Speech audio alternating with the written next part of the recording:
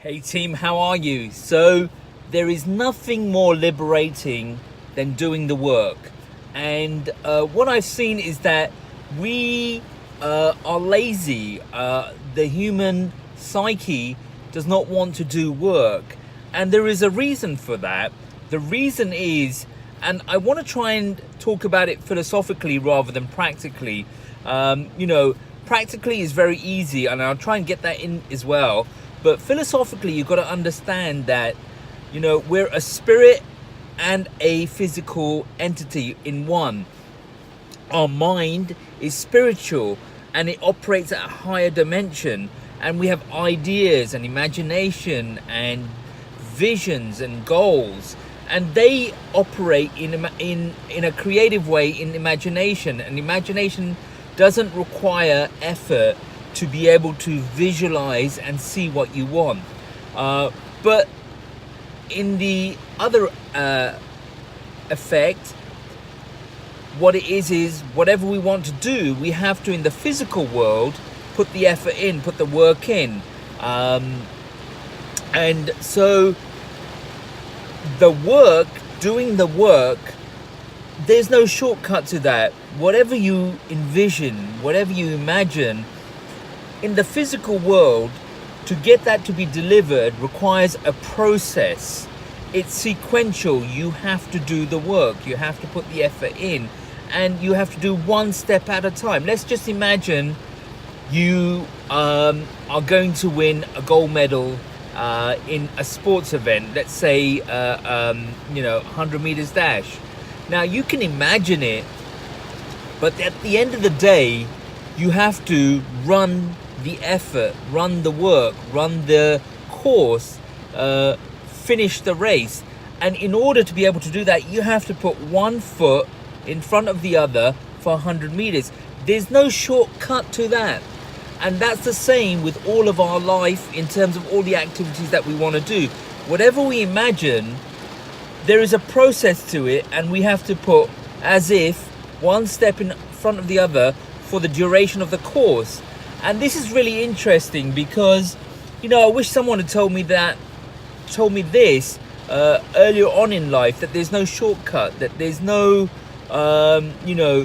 easy way to do the work to get the result you want. And that, goals are delivered over time. So if I'm like, let's imagine me back at 18, there's two things that are going on.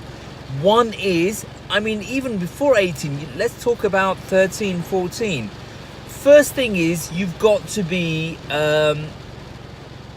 you've got to have an understanding of yourself. You've got to have an intuitive feel for what you like, what you don't like, what you imagine that your goal is, what you want to achieve out of life. Then you've got to, at 13 and 14, set your goals, like 30 years goals. And then, of course, you don't know exactly what that means. And you probably don't even know what it entails. The point I'm trying to make is that you have to break that 30-year goal down into 10-year goals. The last third, the second third, and the first third. And the second and last third, you can be a little bit more loose in terms of what your activity is going to be. But you work backwards, and for the last 10 years, your immediate 10 years, you have to sequentially think, what are the steps I need to take to get to the first end of the third? So you have to list those things down and just recognize it's like the 100-meter dash, that if you don't do the first steps, if you don't put one step in front of the other, you can't reach that 10-year end goal. You can't reach that 30-year end goal. And life is very predictable. It's like crazy how predictable it is. Like, we're all following the same formula. Things might change in terms of technology. Perhaps, the opportunities might change. But the approach is the same. We want to, build up assets. We want to be able to live comfortably. And we want to be able to have more experiences, and that all requires, stability and income and So there's a pathway to that. We have to have income for ourselves first, then for our marriage partners, then for our family, our children, and then they need money for their education, and then for them to be getting married, and then you want to be looking after your circumstances when you're not working, when you have an empty nest, and then you'll have grandchildren. So the journey is predictable. It doesn't change. We procreate, we mature, we find partners, we have a family, we raise a family, the nest empties, and then we move on. So we have to just put in the work. We have to put in the work. The work is the liberation. The work sets you free. And so there's no shortcut to it. There's absolutely no shortcut to it. So you have to project, you have to plan, and then you have to execute, and you just have to put one foot in front of the other. It has to be one foot in front of the other. There's no other way to run other than putting one foot in front of the other, and then going across the track, on the course, and completing it.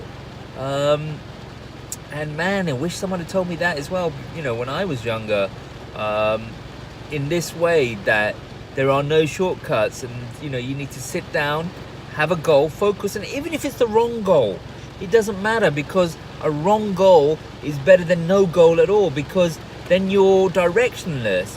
Even if you go the wrong way, you will build up experience, and you'll build up a network of knowledge that you can then transfer laterally to the goal that you then discover that you should be doing. It all adds up, but not in a way that you don't do anything at all. Because the mind, the human psyche, it's focused. It operates in a way where it's goal-driven, it's target-driven. Once it has direction, then it can expend effort. And if it doesn't have direction, then it doesn't expend effort. It goes into reverse. It kind of